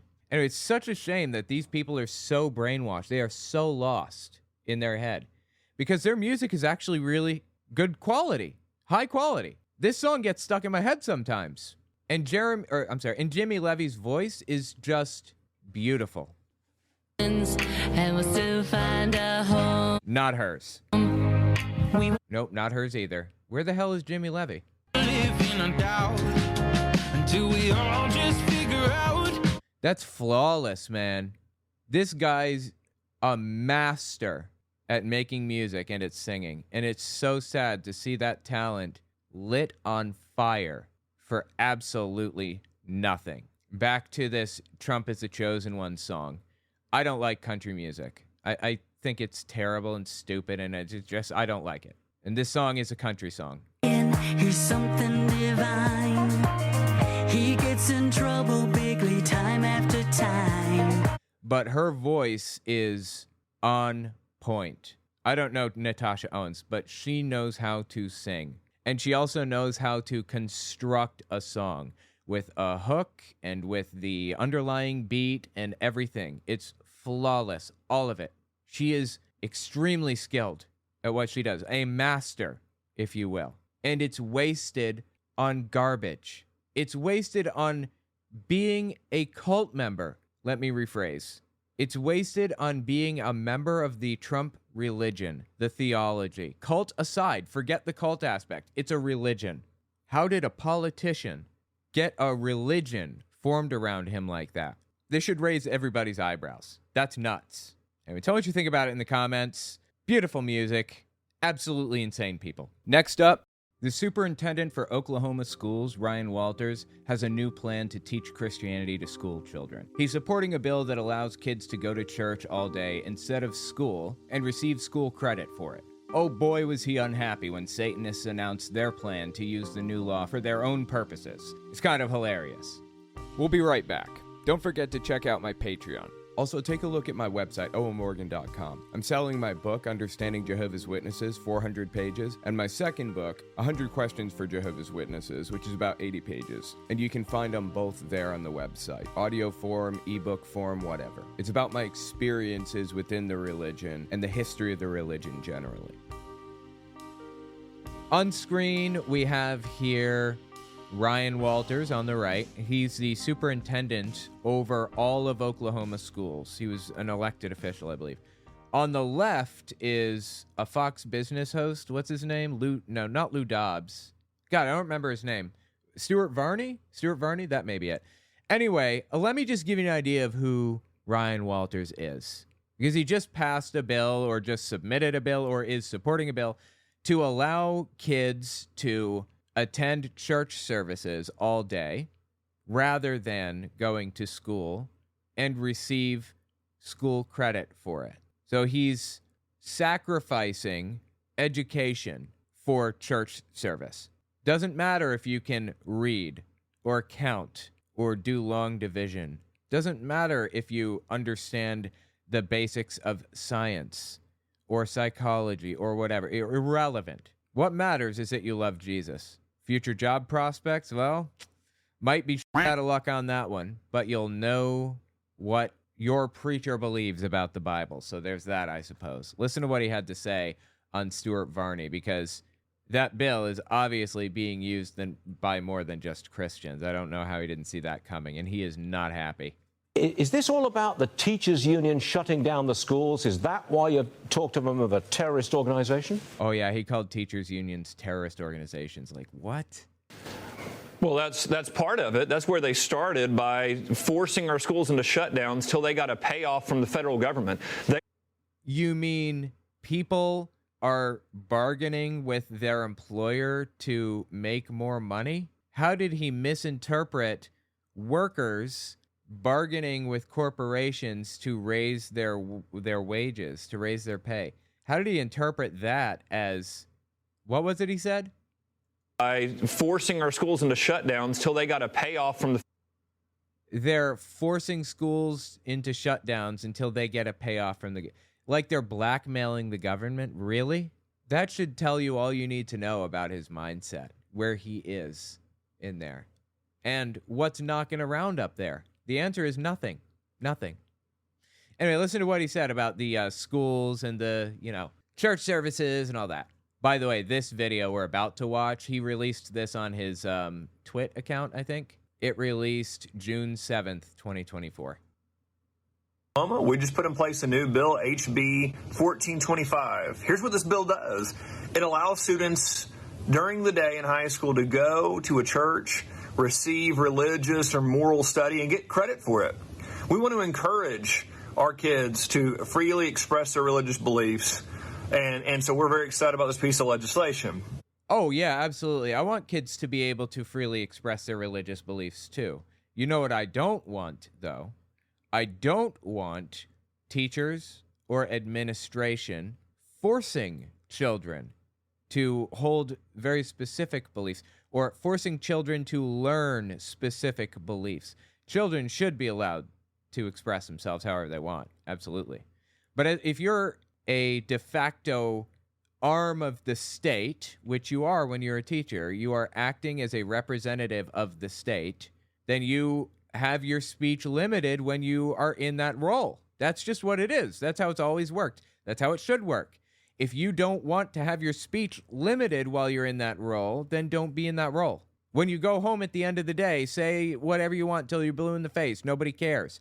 But when you're in that classroom, you must teach kids very specific things from a curriculum that's drawn up by, I don't know, boards that are elected or boards of scientists who understand what children should be learning at what ages, so on and so forth.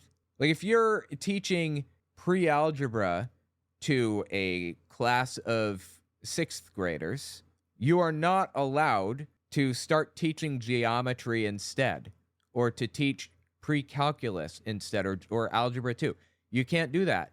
You can't start teaching them history of the Civil War instead. That's not how this works. You must follow the outlined curriculum given to you by the state based on scientific studies. And if you don't want to follow it, then leave. That's the bottom line. So he's saying that he wants to sacrifice children's education in favor of pushing them into religious belief, basically. Well, we've now had the Satanists come in and say they're going to offer courses too and get credit for it. So, of course. Did you think anything else is going to happen? Guess what, bro? Any law that's passed is open to everybody. No discrimination based on religion or race or sexual orientation or gender identity or whatever other thing. That's in the Civil Rights Act, I think, or something. That's part of the law. You can't discriminate based on those qualities. So if you want students to go to churches to receive their education instead of schools, public schools, Satanists have the right to do it too. So do Muslims and atheists and anybody. Absolutely anybody. Atheism is not a religion. I'm sure I don't even need to say that. But for purposes of litigation, from a legal point of view, courts have determined that it's legislated and regulated as though it was a religion because it's a position on the religious question. So atheism is protected for prisoners. You know, if a prisoner says my religious beliefs dictate blah, blah, blah, and he's an atheist, he still has to have those religious beliefs protected because it's a position on the question. The atheist can come in and do whatever now that he's set this up. But he doesn't want that. That's the thing. He doesn't want religious freedom. Never did. Dude screams about religious freedom constantly. It's not about that. It was always about religious supremacy of Christians. Other religions can go suck a glass as far as he's concerned. I'm just going to clear this up. No, the Satanists are not coming into our schools. No, Satanism is not a religion.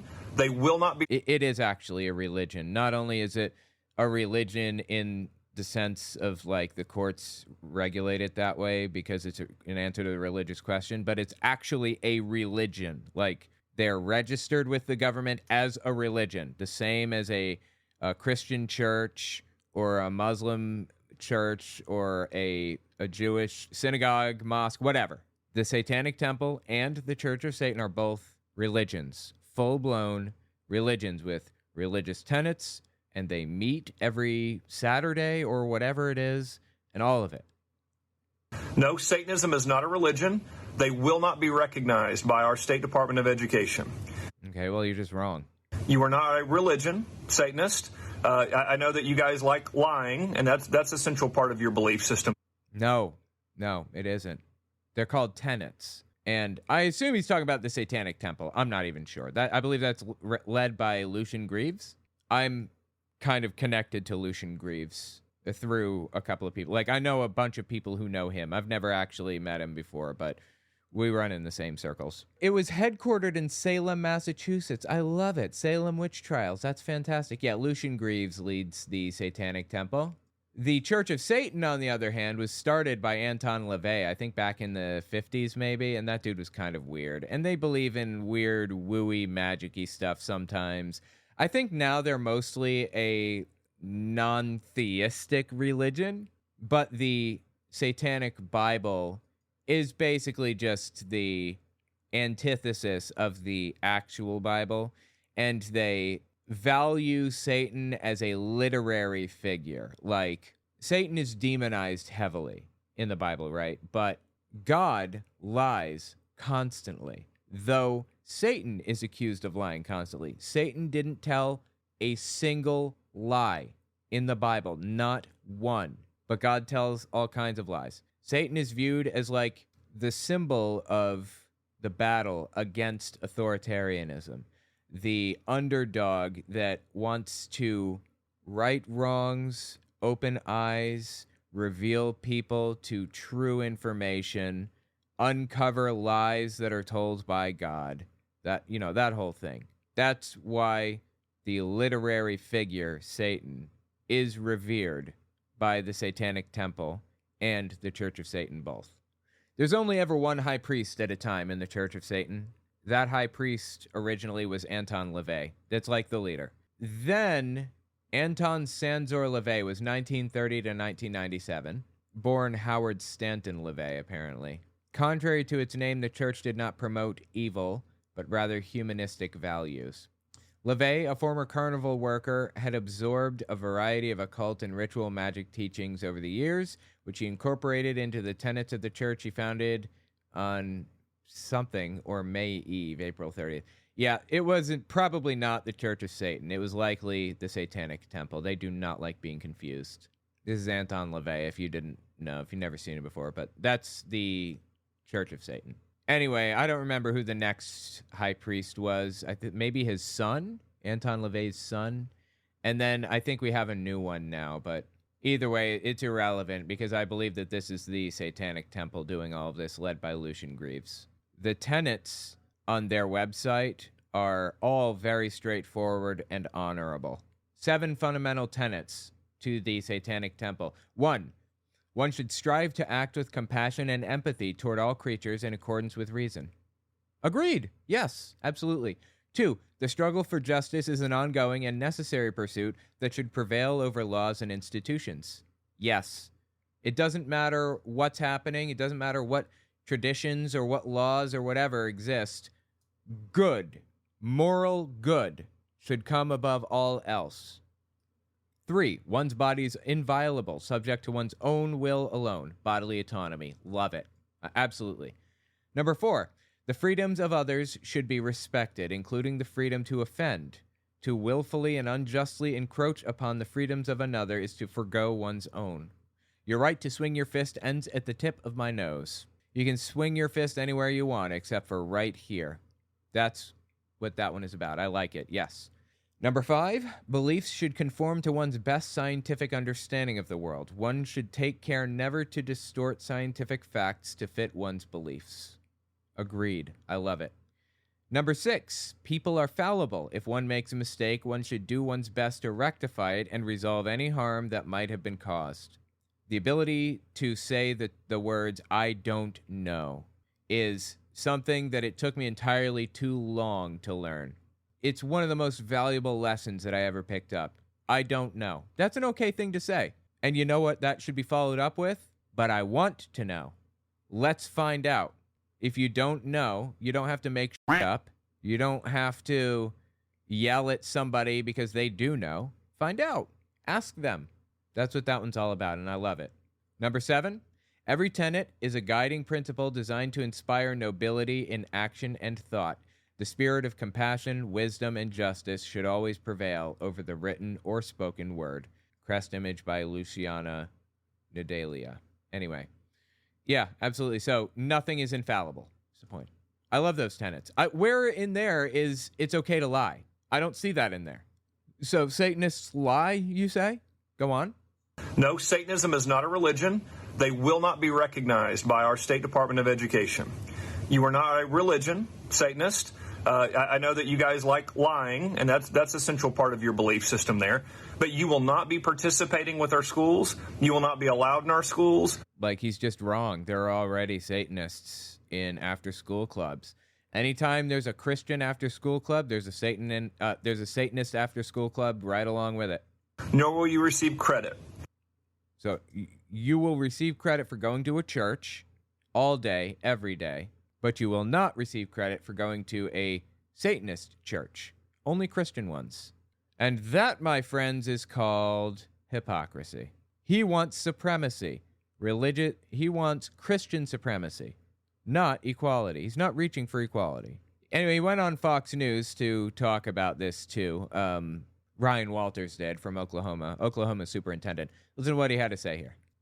Oklahoma State Superintendent, who says Satanists are welcome to go to hell. Ryan Walters, Mr. Superintendent, thank you. The executive director of the Satanic Temple said the following, quoting here, "We are committed to offering compassionate guidance to students who come to us so that we can help make positive changes in their lives by listening to their needs and providing support." Kind of vague. What is their real goal? What's the deal here, and would you allow them to go into schools?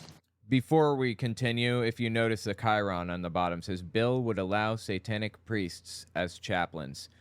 Chaplains are in a unique legal gray area where the military is part of the government, right? But chaplains are allowed to show up, and they're even hired by the military to go from base to base and set up churches and things like that, right? Why? Isn't that a violation of separation between church and state? The answer is no, and here's the reason. Anywhere that people's rights are limited for some reason, even if it's like unintentional, like a hospital, your rights are limited. Your rights aren't exactly limited, but your physical ability to move is limited. So hospitals, jails, and the military are 3 places that have chaplains. Traveling chaplains.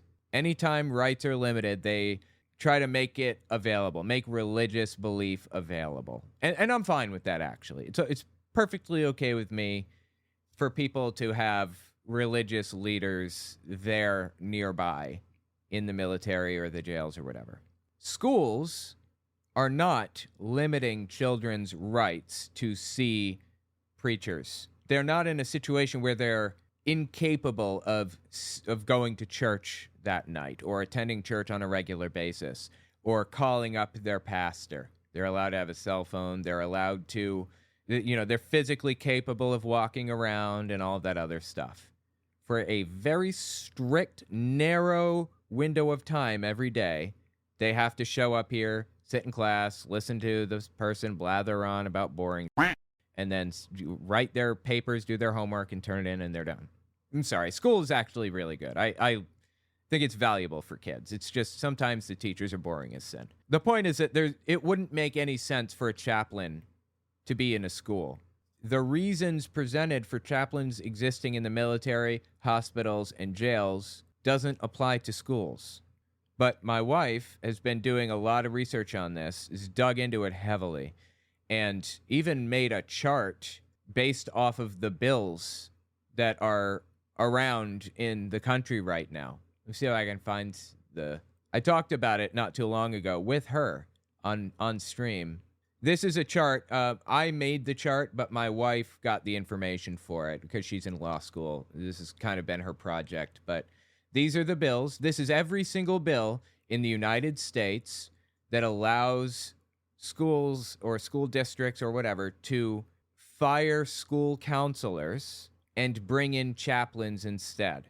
To be a chaplain, in most cases, you don't have to have any formal training at all. Look, there's a chart here that shows, like I said, every single state. We got Texas, Ohio, Florida, Nebraska, Alabama, Oklahoma, Mississippi, Maryland, Indiana, Kansas, Louisiana, Pennsylvania, Iowa. Those are the ones that have chaplain bills right now that are switching out counselors for chaplains. Somewhere around like 11 or 12 do not require an education at all. And 1, I think, requires an education. 9 have no state certification required. And I think 3 have a required certification.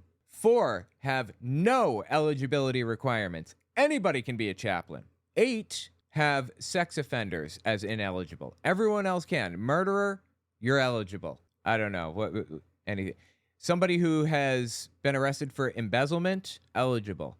You got a DUI, you got 15 DUIs, you spent 6 years in prison, eligible. And there's 1 that is other, and other includes a host of other felonies and so on. It's a big list of things. That's why I put other there. Parental consent is not required in 83% of the cases. Parental consent is required in 17%. Isn't that interesting? It's all about parents' rights. Parental consent, parental blah, blah, blah, blah. And suddenly they don't give a shit parental consent when it's inconvenient to them. They're perfectly fine shoehorning pastors into an area with lots of young children and putting them in private rooms with them. What is happening? These people never cared about parents' rights. It was never about parents' rights. It was all about accomplishing their backward political plans and goals.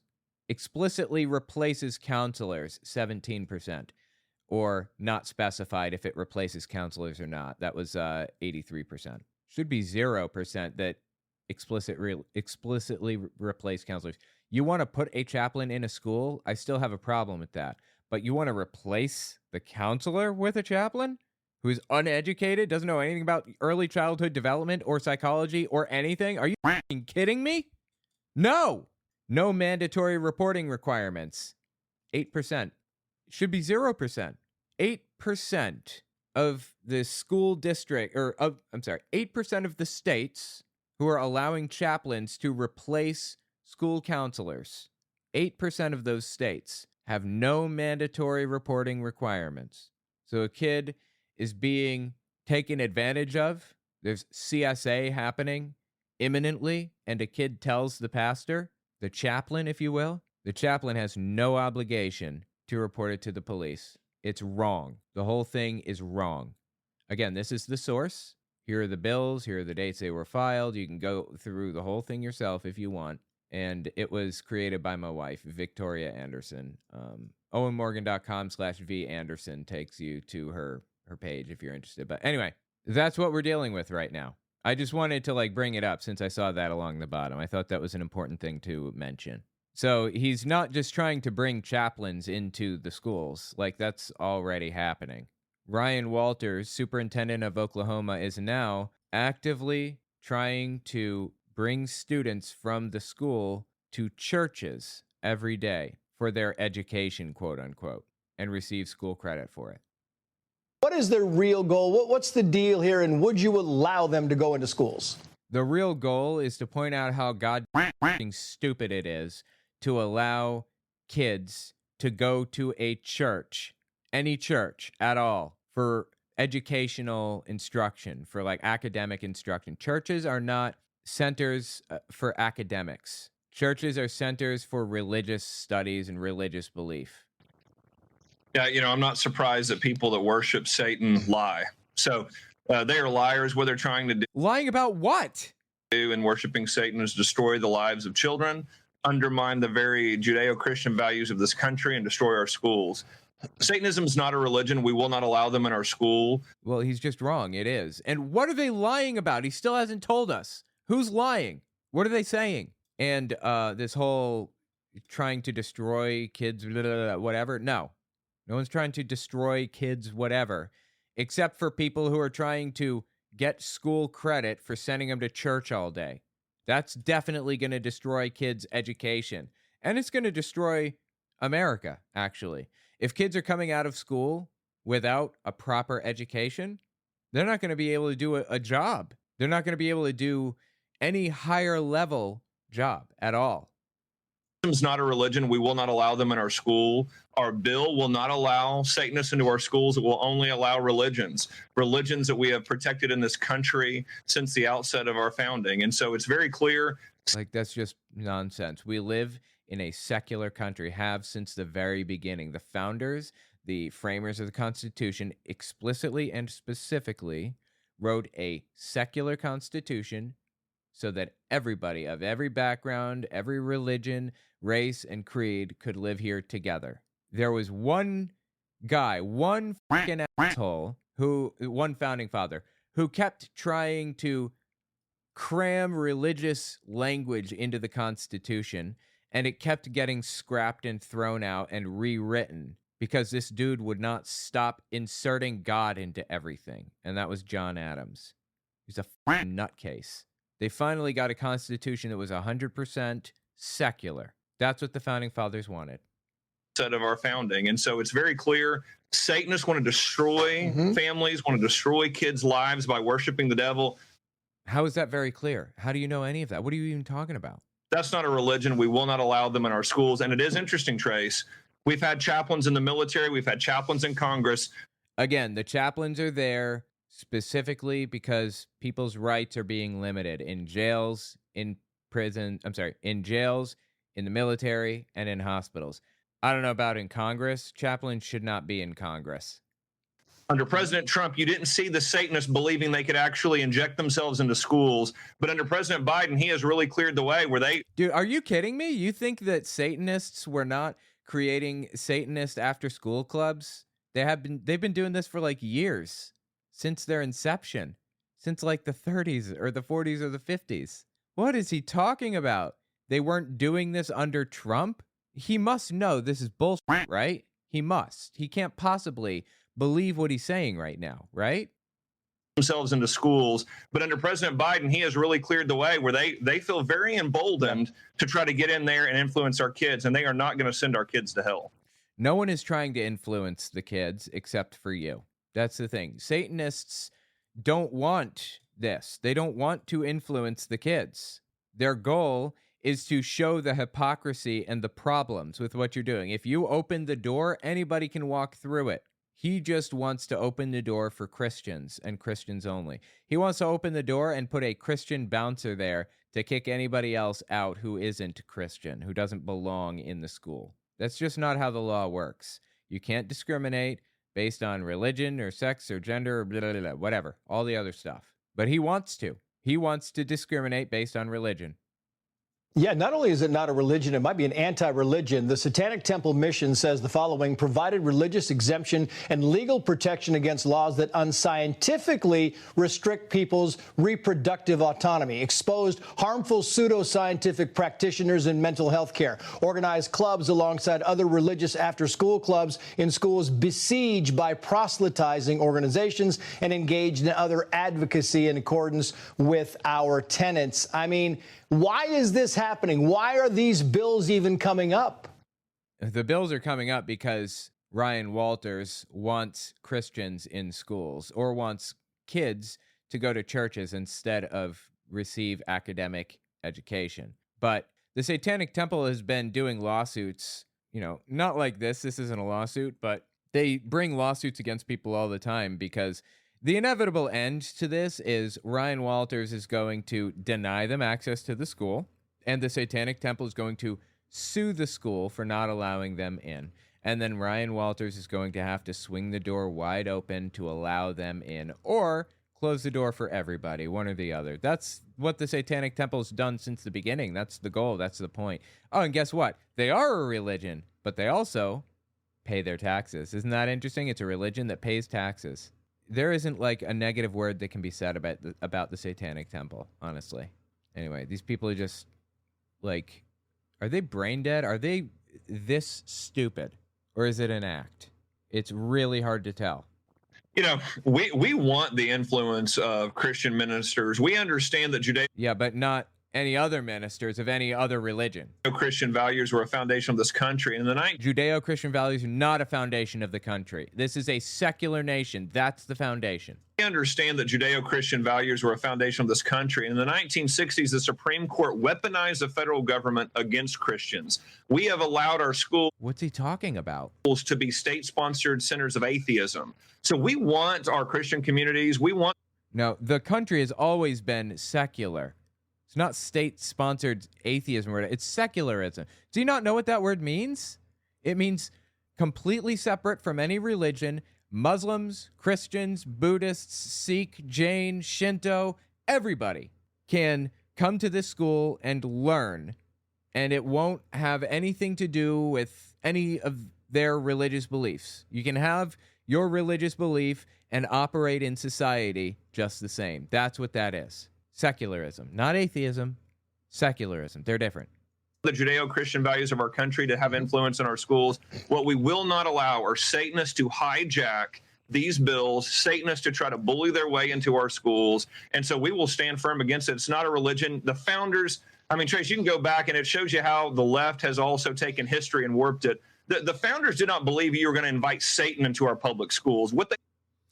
My wife pointed this out when she watched this video before. I was going to have her on to talk about this, but we just couldn't make it happen. She had other stuff going on. But there was no public school when the founders were alive, when the Constitution was written and all of that other stuff. Public school did not exist. The founders did not believe you were going to invite Satan into our public schools. They didn't believe in public schools at all. They didn't have any concept of it. The saddest part about this is that this guy is an ex-history teacher. Before he was a superintendent, he was a history teacher. Did he really not know that public school didn't exist until, the 1800s or whatever, long after the founders were around? Did he not know that as a history teacher? That blows me away. If he really didn't know that, I'm glad he's not a history teacher anymore. Unfortunately, he's forming out the curriculum for history teachers, among other things. So I think we're in an even worse position now than when he was a history teacher. The founders did not believe you were going to invite Satan into our public schools. What they wanted to do was protect the faith of our citizens to be. No, they wanted to protect people's right to be whatever they want to be. To practice their religious beliefs in school and tell the foundation of our history, which is our Judeo-Christian values. No, our country's not based on Judeo-Christian values. It's a secular country. Yeah, I think that's exactly right. Well, you're wrong if you think that's right. Lieutenant Ryan Walters, thank you. God, these people drive me nuts. This is complete nonsense. All of it, beginning to end. It's lie after lie after lie. And it's not just like he's mistaken about it. This history teacher, it's not just this history teacher is mistaken. He mistakenly thought that blah, blah, blah, whatever. No, he's lying, in my opinion. He's outright bald-faced lying about what he's saying here. You can't convince me that he believes anything that he just said. But once again, this is a difference between me and my moral system and Ryan Walters. It's not about what we believe, okay? This guy believes that, I don't know, we should have more religion in schools. And I believe we should have no religion in schools, right? But I'm not willing to lie and cheat and manipulate and twist things around to get my way. I'm not willing to discriminate against people to accomplish my goals. Ryan Walters is willing to do all of that stuff and more. He's willing to discriminate against non-Christians. He's willing to lie and manipulate to get what he wants. This is a fundamental difference. It's not a difference of beliefs. It's a difference of tactics, of strategy. How low are you willing to go? If Ryan Walters was on my side, I wouldn't talk to him. He's fucking disgusting. He'd never be on my side. Even if we believed the same things, he'd never be on my side. I wouldn't allow it. I wouldn't have anything to do with somebody like this. Not because of his beliefs, but because of his tactics. It's just wrong. Anyway, I'm sorry my wife couldn't make it for this, because this is actually pretty interesting, and I'm sure she would have had a lot to say about it. But tell me what you think about it in the comments. This stuff is shameless, man. Absolutely shameless. You are free to be any kind of Christian allowed. Yeah, Exactly. I've heard a lot of people argue this, that especially Ryan Walters. I mean, we just kind of listened to him argue this, but it's fascinating. Atheism is a religion, they argue. Atheism's a religion. And then, in the same breath, they say, the Constitution says you have freedom of religion. So you have to be a religion. You can't be no religion. So which is it? Is atheism a religion that I'm free to be? Or is it not a religion at all, which I'm, not allowed to be? There's no logical consistency between any of the threads that link everything together. Their belief systems are completely, like when you zoom out, look at an overarching picture of their whole belief system, of Ryan Walters, specifically his belief system. None of his tactics, beliefs, principles, ideals, morals, none of it connects. None of it connects to his actions. None of it. It's all backward. It's all contradictory. He violates his own self-ascribed moral precepts on a daily basis. Like in this, he's lied, I believe. He's told flat out, bald-faced, blatant lies. But lying is like forbidden in his mind. And he said lying is a tenet of the Satanic Temple. No, it's not. He knows that, I'm sure. It's not a tenet of the Satanic Temple. He's lying as he decries lying as evil. So what is the overarching thread is the question we should be asking. He's drawing this jagged, confused, up picture for us. It doesn't make any sense when we look at it. So we take the individual pieces and place them all down on a table and see what image emerges out of it. Let me give you a quick example.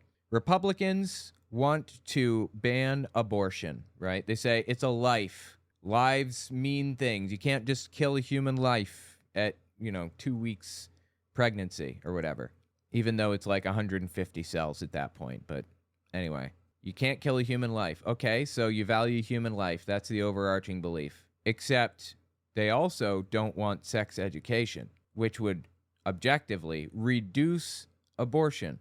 Additionally, they want to ban birth control. I had a story to talk about. I'm not going to be able to get to that tonight, but I'll talk about it sometime in the near future. Keep a lookout on my channels for it.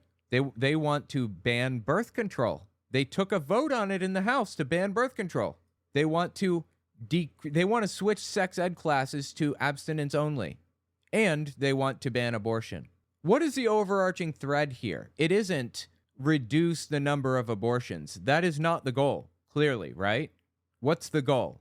It seems to me that the goal is to trap women into relationships. Oh, yeah, no-fault divorce, too. They want to remove that. We've been talking about that a lot recently, too, right? Republican politicians, they've been bringing that up in bills and stuff.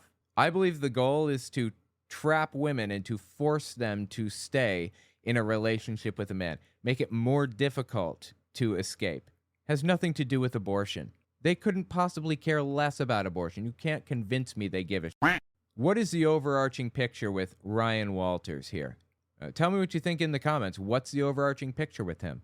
What is his real goal? He's stating that his goal is whatever, but what's the real goal? Looking at it, all the lying, all the hypocrisy, all the principles violations and everything else, what's his real goal here? What is he really trying to accomplish? Tell me what you think in the comments.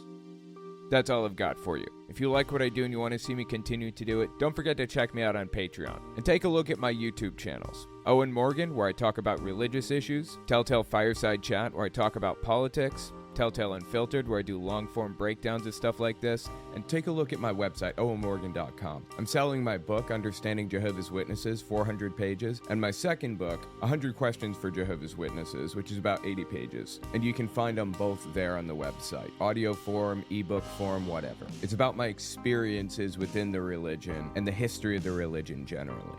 Okay, thanks for watching, guys.